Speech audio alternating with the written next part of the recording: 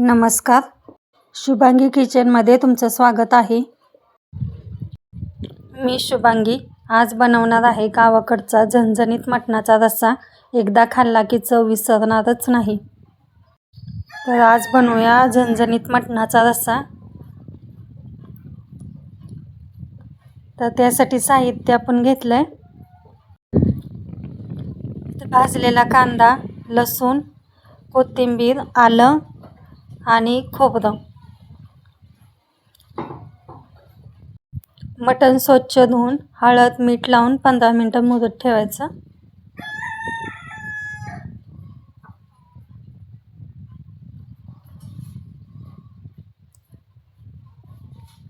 तर आपण शिजत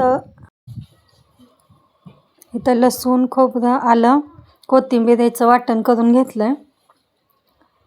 तर आपण आता फोडणीला टाकून घेऊया. 1 चमचा तेल टाकले, मोठी पळी.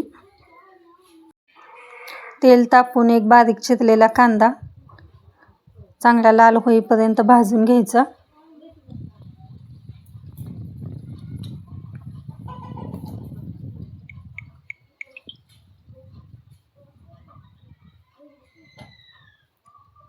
कांदा आपला भाजत आलाय. आपण त्यामध्ये लसूण, आलं, कोथिंबीर आणि खोबऱ्याचं केलेलं वाटण टाकून घेऊया. ते पण चांगलं लाल होईपर्यंत भाजून घ्यायचं. तर हे वाटण चांगलं परतून घेऊया.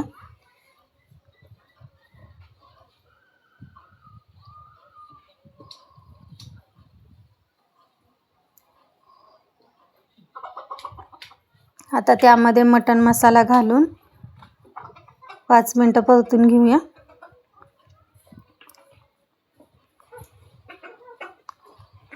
पाच मिनिटं परतून झाल्यानंतर मुरलेले मटण घालून 5 मिनिटं चांगलं तेलावर परतून घ्यायचं.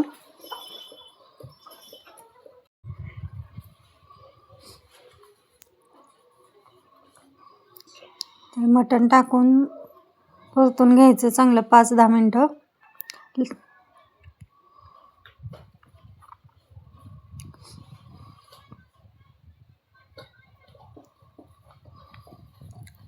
मग मटण परतून झाल्यानंतर आपण ताटावरती पाणी ओतून मटण शिजाय टाकूया.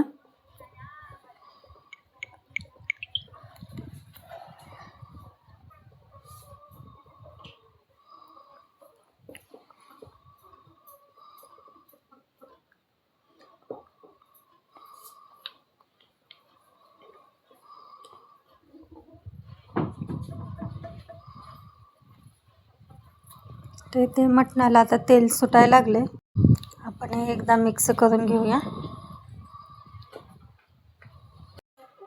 भाजीला आपले आता तेल सुटलंय. आपण एका ताटलीत पाणी ओतून मटण वाफलून घेऊया. लगेच पाणी ओतायचं नाही.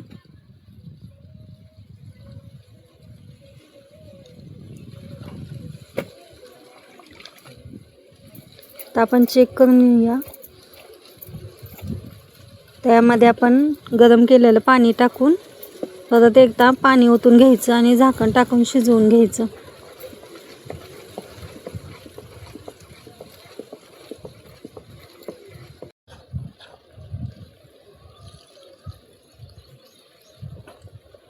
ते इथं आपलं मटण शिजवून झालंय. मटण मसाल्याने रंग किती छान आलाय. मटण आपण फोडणीला टाकूया. त्यासाठी 1 पळी तेल घेतलंय. तेल गरम झालं की त्यामध्ये आपण केलेलं वाटण टाकून घ्यायचं. इथं कांदा, लसूण आणि कोथिंबीरचं वाटण आहे. तर ते वाटण पहिल्यांदा भाजून घ्यायचं चांगलं तेल सुटेपर्यंत.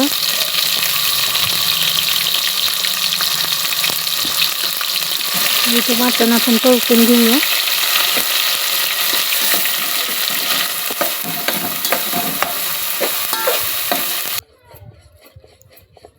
इथं वाटण भाजून झालंय. आपण त्यामध्ये भाजून घेतलेलं खोबऱ्याचं कूट टाकून घेऊया.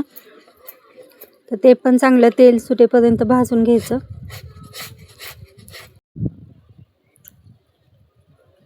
हे पण आपण चांगलं तेल सुटेपर्यंत भाजून घेऊया.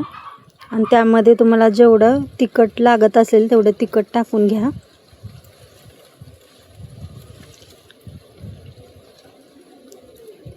तिखट टाकून 5 मिनटं परतून घ्यायचं. आणि 5 मिनटं झाल्यानंतर आपण उकडून घेतलेलं मटण आहे त्यामधलं थोडं पाणी टाकून घ्यायचं.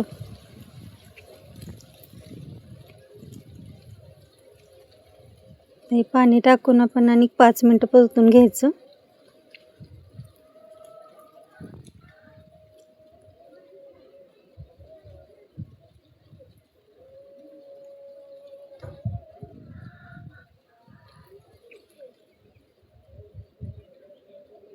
हे मटण आपलं परतून झालं. यामध्ये उकडलेलं मटण टाकून घेऊया. आणि तुम्हाला जेवढं पाणी पाहिजे असेल तेवढं पाणी ओतून घ्या. तर इथं मी 1 किलो मटण घेतले. तर जेवढं पाणी पाहिजे असेल तेवढं टाकून छानपैकी 15 मिनटं शिजवून घ्यायचं.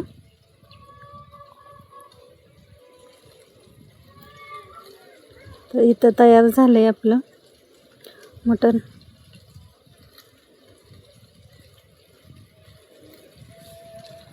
कसा वाटला शुभांगी किचनचा मटणाचा रस्सा?